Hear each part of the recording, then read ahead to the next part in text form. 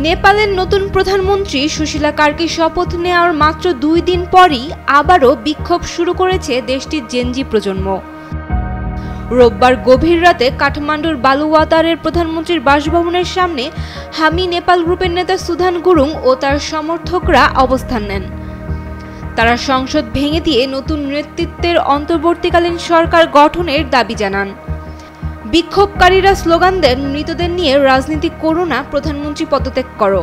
তাদের অভিযোগ, তরুণদের সঙ্গে পরামর্শ না করেই মন্ত্রিসভা সম্প্রসারণের বিরুদ্ধে বিক্ষোভ করা হয়েছে।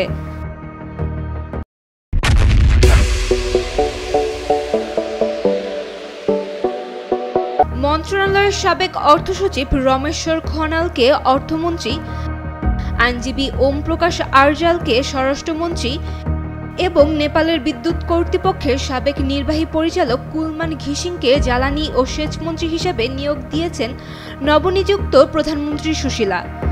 গুরুং ক্ষোভ প্রকাশ করে বলেন, আমরা যেখান থেকে তাদের তুলেছি প্রয়োজনে আবার সেখানেই নামিয়ে দেব। দুপুরে এক প্রেস কনফারেন্সেও তিনি হুঁশিয়ারি দেন, আমাদের দাবি পূরণ না হলে এই সরকারও টিকবে না। তবে গুরুং স্পষ্ট করে বলেছেন, আমরা সংবিধান বাতিল চাই না, চাই সংশোধন। উল্লেখ্য, সুশীলা কার্কিকে প্রধানমন্ত্রী করার আন্দোলনে হামি নেপালের ভূমিকাই ছিল সবচেয়ে বড়। কিন্তু এখন তিনি বলছেন, আমরা প্রধানমন্ত্রী চাই না, চাই পরিবর্তন। পুরনোদের জায়গা ছেড়ে তরুণদের আসতে হবে।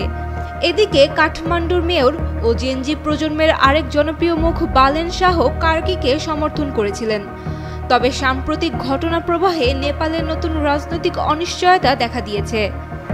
Saim Akter, Daily Sun.